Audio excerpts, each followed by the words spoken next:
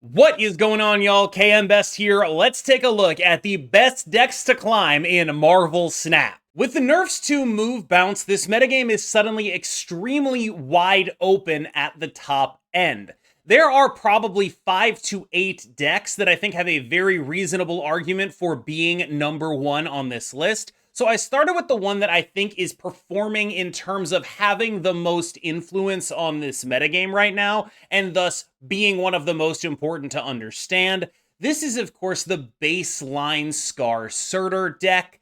I am still using the list put together by Skaar, although we have diverged. He is playing an additional 1-drop Nico Minoru instead of Iron Patriot. I think that is really the only thing I would wonder about with this list is, do we want to go to 3 1-drops instead of playing Iron Patriot here? That's kind of the real consideration at the moment. Other considerations are all very secondary. What this deck is doing is taking advantage of a newly lowered metagame in terms of point ceiling and verticality, and is saying, I'm the new guy who is pushing point ceiling with regular basis. I'm going to be the guy who goes 20 in one lane, 30 in another lane, and makes it hard for a mid-range deck to beat me. That is what this deck is trying to do. It is also taking advantage of a notable lack of Shang-Chi in a variety of mid-range decks. The decks like the Ajax deck typically don't play Shang-Chi. Wiccan decks can, but it can be hard to fit in and usually goes as part of another package, leaving Mill as the major mid-range deck that actually plays Shang-Chi. It also has counterplay to Shang-Chi in the form of Armor, which is very good against Mill anyway, and of course Cosmo. This deck, I think, may not be the exact best deck in the game, but it is a deck that you're going to need to understand if you want to understand the texture of this meta. Another important list to understand right now is, of course, Arishem. Now, this list being as high as it is here is a mostly, in my opinion, consequence of the fact that we're very early into the metagame. I'm not saying this list is going to necessarily stick around at this level, but it should stick around as a B tier or higher deck no matter what. The advantage Arishem has in newly exploring metagames is that it is very much concretely put together, and it doesn't have to make a lot of adaptations in order to deal with what people are throwing at it now. For example, this list is the exact same as the one I was running 2 days ago, except I replaced Enchantress with Shang-Chi because a lot of people are playing Skaar stuff. Groundbreaking deck building stuff happening here. I realize that not everyone could make that decision, but your boy is just that good. So this deck is exactly what you remember it being. You have your messed up draws as an Arishem gamer. You have your big power points, Iron Patriot draws, Iron Patriot into Ares especially notable, your Doom 2099 draws. Stuff like that is the real reason you want to play this deck. And one of the major predators that you had was, of course, a deck that got nerfed a little bit in the form of Move Bounce, which was a very reasonable deck that you didn't really have anything to deal with a lot of the time. You are more able to random BS your way out of scenarios that do not involve what Move Bounce was doing. Like, you can randomly generate something that maybe beats Discard, right? Or maybe beats Hela. You have game into those decks. You have a Red Guardian, you have an Eliath, you can do stuff. You had basically no game into a good Move Bounce deck, and so Arishem took a little bit of an upgrade here. I suspect that Mill is the third of the major decks that you're going to need to know, not necessarily, again, because it's the best in the game, but because of the influence it has on everything else. We talked about the value of Shang-Chi. Mill is perhaps the best mid-range Shang-Chi deck. It goes in here in a much more reliable way than it goes in a variety of other decks. That's a very important thing here. This is the elite Shang-Chi deck of the metagame. It's a Shang-Chi deck that has a bunch of other power stuff backing it up. The Misery, Iron Patriot Hood stuff is phenomenal. And it's also a Shang-Chi deck that can go over the top of other mid-range decks thanks to Death. This is a very powerful, compact package that, once again, probably should not be called Mill at this point. The Mill stuff only exists in this deck inasmuch as you are effectively using it to discount Death. That's pretty much it. That's really all that's happening here, and the rest of what's happening is just an adaptation to a very powerful points package focused around Iron Patriot and Misery that allows you to output massive points, have a lot of reasonable interaction, Fenris Wolf Shang-Chi, Killmonger Red Guardian, a bunch of powerful tech cards that all go with your major game plan and are supplemented by the power you can generate from multiple hoods, from an easy and cheap death, from Baron Zemo, from Gladiator, from Iron Patriot.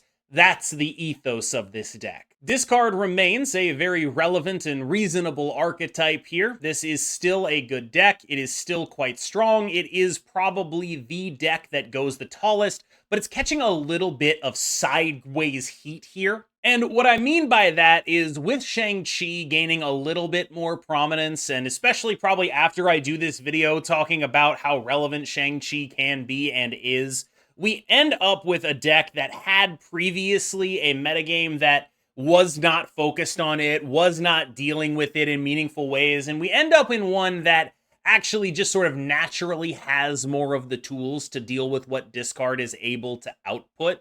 This is a deck that has a bunch of potential, but in a world where people are picking up more Shang-Chi's, more Mobius and Mobius, who we haven't talked about yet, but believe me, we will, we're heading away from a metagame that was very good for this deck and into a metagame that is going to be a little bit worse for it.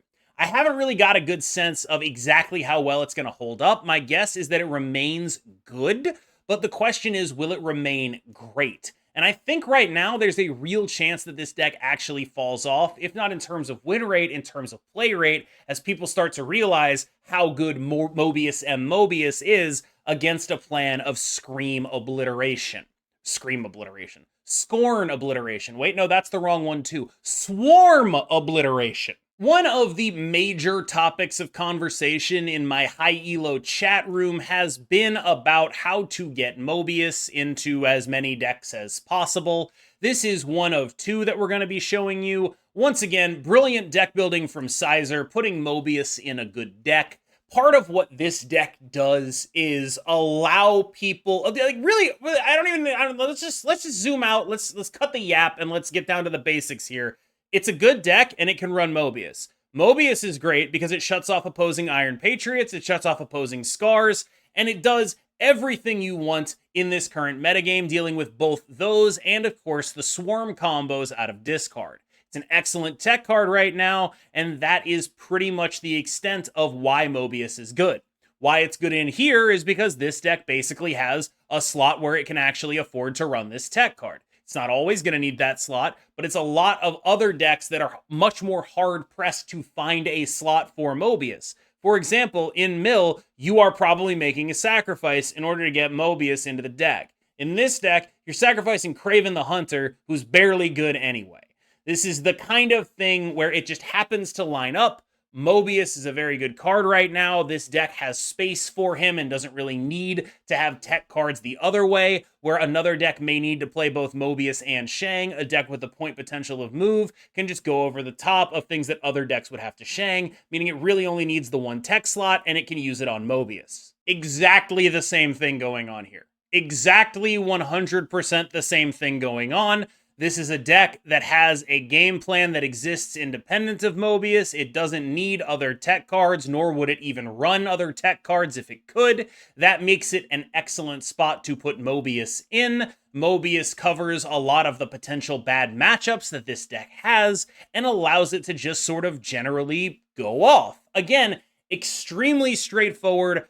Find a deck with a good game plan that can afford to run Mobius and isn't losing too much from doing it. Put Mobius in the deck, farm Iron Patriots, farm Surturs, farm Swarm decks, get them out of here. And I think that that is just sort of what a lot of high-level players are doing. Like, this is the kind of thing where in a week, I think this might trickle down. Maybe after this video, this might trickle down. But this is sort of where high elo players' minds are at in the current meta is, how do I get Mobius into as many things as possible because he's kind of the tech card of this metagame? Remember when I said it was like 5 to 8 decks that I all thought were tier 1 or had an argument to be there? I mean, I think there's still 3 more left, including this one. And the only reason decks like this, these next 3, are on such a like lower down form of this tier list is honestly that I hadn't had a full amount of experience playing them, and they're a little bit iffier in terms of how sure I am than the other decks that we've talked about. However, I think the next 3 decks that we're going to talk about, including this one, all have potential to be literally the best deck in the game. So it is worth talking about that in that context first. This is a deck that benefits absolutely hugely from the removal of Move Bounce. Move Bounce was a deck that did the same thing that this deck is trying to do, but it did it a little bit better. That means that this deck is now able to do things that, or to exist in a role that has been vacated. This is another deck that I've actually been trying to get Mobius into, by the way. But just being a deck that has access to Cassandra Nova, who I do think right now is a little better than Rocket and Groot because of the prominence of Arishem, not necessarily always going to be. And being a deck that has access to massive point ceiling. And being a deck that has massive point ceiling and, this is crucial, Cosmo and Red Guardian. This is effectively a bounce list that doesn't play any of the bounce cards, but that's how you're going to want to play it. It's very much built on stacking big power. It is a 2-lane deck more than anything else, and that means that it is very able to do ridiculous stuff in those 2 lanes. As long as you commit in the right way, you should be able to go over the top of like every Doom 2099 deck, bar the Infinite. Stuff like this is quite strong right now. You have very good numbers in 2 lanes, and you have ways of stopping interaction or stopping your opponents from snowballing that can be meaningful. I had a lot of success with this deck. I thought it was very good when I played it. If you enjoyed playing either bounce or move bounce, I think this is a good option. I had a lot of success with the Scream Ares deck in addition to the previous one. This is a very reasonably and interestingly positioned deck right now, where you have all this stuff going for you, but at the same time, there's a pretty decent amount of clunk. The overlap here is basically that Scream is a solid 2-drop, and this kind of hybridization is something I was wondering about when Ares came out, because it allowed you to not run the really garbagey 410s. This deck can't really afford to run the garbagey 410s. They all kinda suck. You can't really afford to run a Tuma. You can't really afford to run Cull Obsidian. It just sucks, right? So being able to replace Cull Obsidian with Ares means that you're actually able to do some reasonably powerful stuff. Ares hits a lot of the time in the deck because of the top end of this, Heimdall and Magneto. You have the additional ability to be a deck that puts a lot of power in 2 lanes and then use Heimdall to change what those 2 lanes are, which is a generally powerful use of the card. This also is a deck that scales its Skaar, or scales its Surtur very well. I don't know why all of these cards have such similar sounding names. Why are the 410s that we could be running Cull Obsidian and Crossbones? They both start with C. Why are the tent post card, or the signpost cards for the archetype about 10s named Surtur and Skaar? Why are they so similarly named Second Dinner? I need an answer to this, because it's consistently messing me up every time I record a video.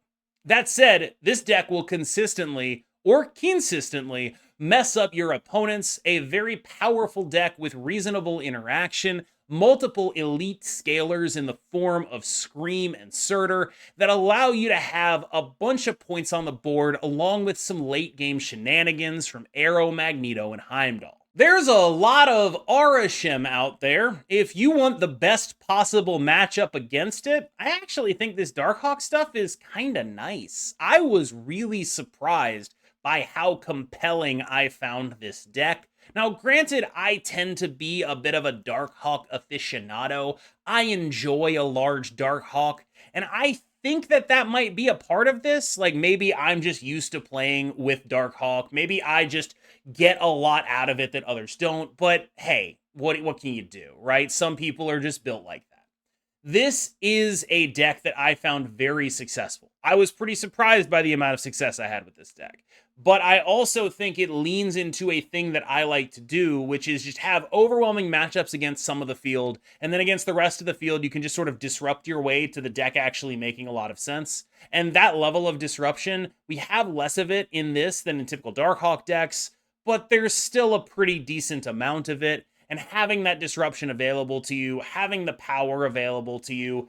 It's just the kind of deck that lets you stay for 2 cubes a lot and win, and that's really how I play. That might be the reason that I was such a fan of it. It's pretty difficult for the Ajax deck to actually be bad kind of ever, but there are some issues that it can run into. Like, there's just a little bit of awkwardness in terms of, like, you should use your Hazmat to take the 10s deck down to 9s so they can't play a giant Skaar on you. But then it's like, do you even have enough points to win that game, even if you do that? Like, there's some issues that the deck has. We are potentially heading towards a Mobius meta, and we are an anti-Venom deck. That can be bad for us as well.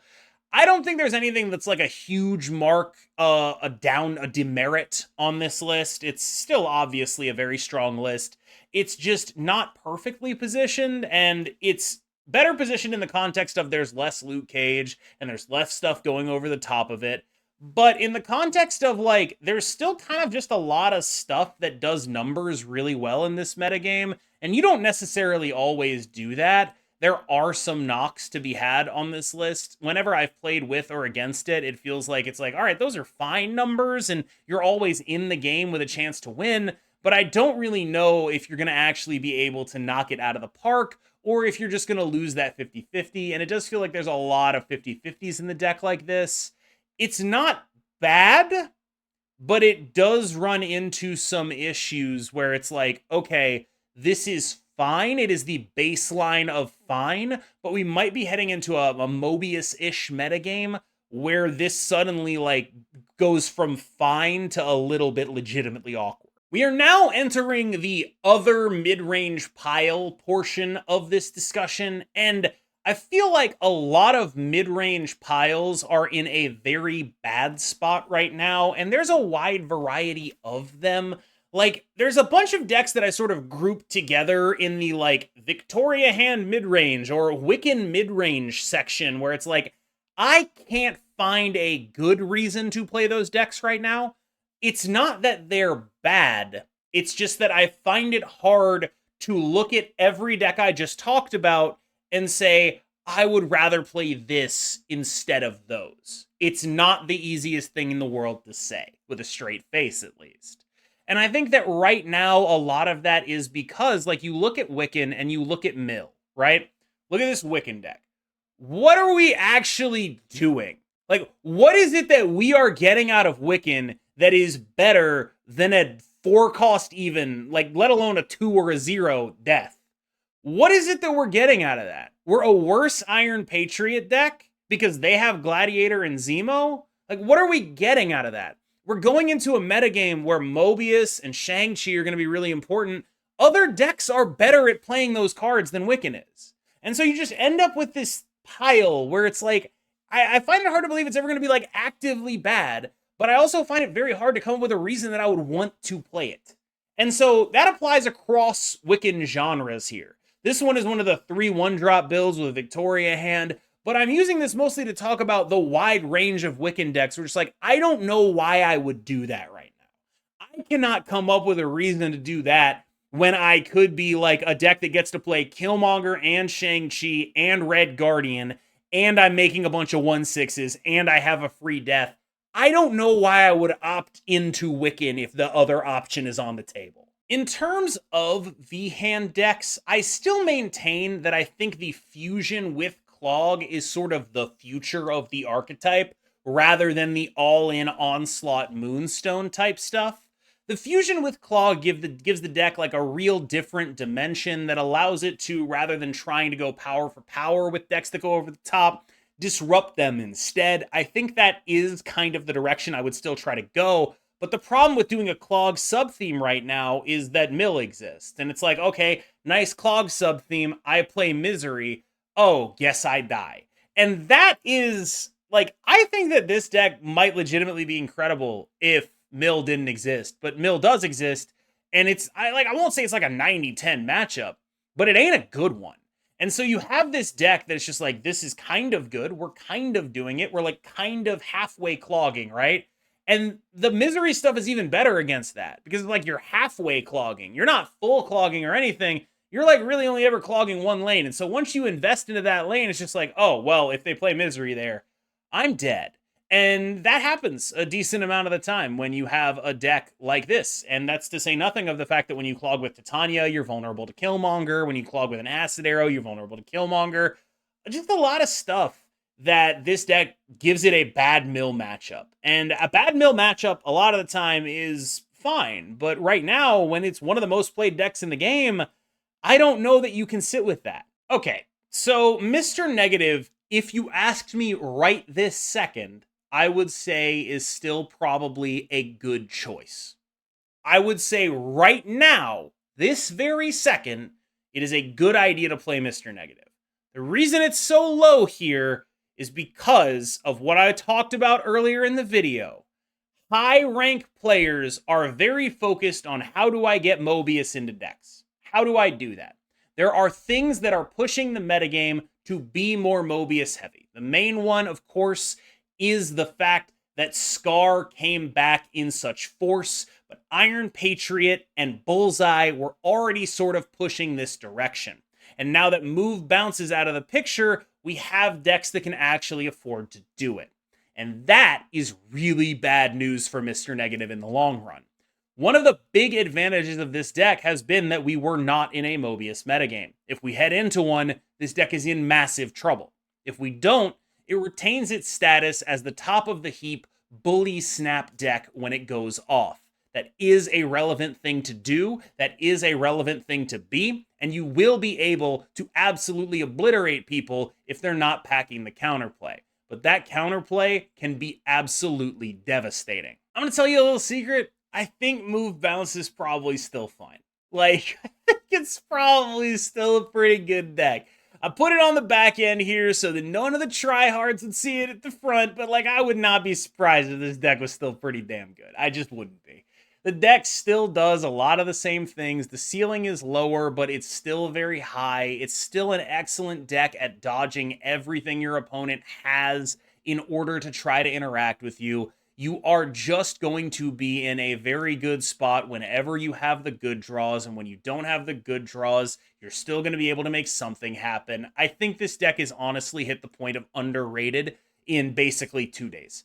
And I think at this point, I would not be surprised if it saw a large resurgence in some way, because I think the power level of it is still quite high. This is about where I'm at for Hela. It is the Danish Hela build. We are still just trying to do things that are unfair, trying to cheat, trying to use whatever discards we have available in order to create large boards. Corvus Glaive is the star of this deck, in my opinion. He is like the thing that makes it tick. Even if you discard your Hela, you have a chance of getting it back with Ghost Rider and continuing all of that all over again. But even if you don't do that, you are still able to do Corvus Glaive, 5-drop, 6-drop, 6-drop. It's not going to beat everything, but it will beat some things. And that is real. This is a deck that has a lot of power built into it, a lot of unique interactions, and the ability to do some crazy stuff some of the time. If you end up with a Gambit and a Ghost Rider in the same location, you can Odin that location, get a Gambit, get a Ghost Rider. Like, that kind of stuff is just like, oh yeah, that can happen. There's just some weird and unique things that this deck is able to do. God forbid you end up with a Corvus Glaive and a Hela in the same location, because you can Odin that and then get 2 more cards out of the Hela. Like, there's just a lot of weird redundancy built into this deck where it looks like a complete pile, but it just sort of manages to make things work. I was conflicted about putting Clog on this tier list. What I'm trying to do is sort of the ethos for tier lists is to not be as knee-jerk and reactive and say, like, only the things people are playing right now are good. Let's put some of the older decks that I know are still kind of functional on here as well. Here's the thing about Clog, is that I'm fairly certain that Mill is one of, if not the most played archetypes in the game, and you don't want to be playing a deck that just has a terrible matchup into Mill. Clog is a fine deck if you ignore context, but in context, I would stay away from it for now. I just wanted to remind everyone that you can still play a deck like this if you feel inclined to do so. I think it's actually not necessarily underrated, but with the buff to Sandman might be worth taking a look at depending on how the metagame shakes out. Obviously, this is the kind of thing that is good and bad depending on what you're kind of dealing with, right? Like, there's a world in which we can try to get a Mobius in here, and then we have Mobius Sandman, which doesn't matter because we're playing a 6-drop anyway, but we might need the Mobius anyway because we need to beat stuff like Skaar or whatever. Like, I can totally see that kind of stuff happening where it's like, we gotta cut Redguard, we gotta get Mobius in here, etc., etc. The point being made here is that I think this was a pretty good deck before we entered, Move Bounce World, or even in some of Move Bounce World. And I think it fell off and might deserve a little bit of an eyeball right now. If you want a weird one, Big Baby has continued to climb massively on his Moon Girl deck, which I think is a fun and unique twist on the archetype. It's the kind of thing that can exist right now, but might get eventually hated out of the metagame by very tall guys. There are still some of those, right? Like, it's not the easiest thing in the world to overcome a good Skaar or Surtur draw. We can run into trouble with that. We can overcome it, but it often ends up being a reads game where both players end up having to guess where the other one will allocate their power. That's not necessarily a bad thing, but it's definitely not the most comfortable matchup of all time. Legally speaking, I am obligated to describe Destroy as a deck that exists and you can play it. That's pretty much what it is. We're still actually in a metagame where Destroy can be a reasonable choice. It's just always going to have the same problem, which is there are decks that get similar output with less required cards in a less specific order. And that is ultimately what Destroy comes down to, where it's like it has a couple of specific nut draws, and you have to start laying the groundwork for those nut draws extremely early in the game, or they just won't happen. You need to start getting power onto that null. You need to start getting power onto that Deadpool. You need to start blowing it up. You need to start stacking these things up because the deck scales with itself. The more destroys you do, the better it is. And so the less destroys you do, the worse it is. And so when you have these hands that don't actually do anything, your deck continues to clunk. One clunk snowballs into further clunks. And that is ultimately the issue that Destroy has. It's not an issue of it can't do the power. It can. It's an issue of it takes more specific things to happen for you for it to do the power than other decks. Finally, here is a deck that one of my buddies, Butt, has been playing in top 10. You probably have seen it on stream. I think it is an absolute pile, but it's the kind of absolute pile that lends itself to the skill set of this player. And I do think this is sort of the time to point out that this is not me saying, here is a Butt deck, it's meta. What I am saying is there's a space he's been playing around with recently, which is like quasi mid-range decks with Galactus game plans that sets up these really awkward turn 6s against players who have brains, which is, okay, there is a lane that I have won, and meanwhile, there is a symbiote Spider-Man just chilling in a lane, and I could get Galactus there. So I'm gonna all in that lane. And then you all in that lane so you don't get Galactus there, and then it's a Black Panther, and then you die. And so, like, there's just this odd, there's a lot of reads that happen in a deck like this, but, like, ultimately, what it's leveraging is fear and surprise.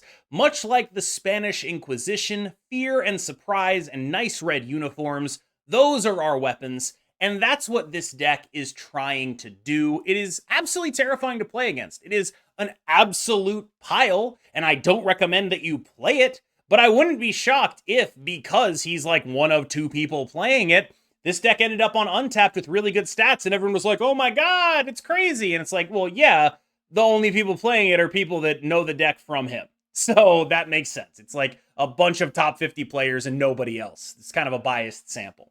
I think this deck is not great. I think if you asked Butt, he would say it's not great. And I'm putting it on here as an example of ways in which good players can make not great decks succeed. And to point out that there really probably is something at the core of the things he's been messing around with recently that isn't just a joke. All right, y'all. Thank you so much for making it through that video. I promised myself I would stop saying thank you so much for making it through that video because it makes it sound like a chore, but I messed it up. So I appreciate you completing your chore for me. This is your like daily login to KM Best. I'll send you your rewards at some point indeterminate in the future. Thank you so much. I've been KM Best. You've been phenomenal. Let me know in the comments what you thought, and I will see you in the next one.